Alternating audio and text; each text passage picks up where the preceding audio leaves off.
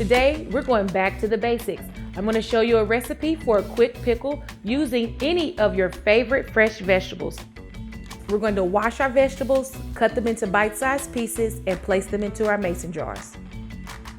Divide the garlic and the spices between the two jars, leaving about 1 inch at the top for when we pour in the liquid.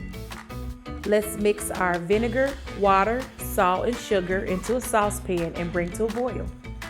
Now we're going to pour our hot liquid into our jar, submerging all the veggies and pressing down using a wooden spoon.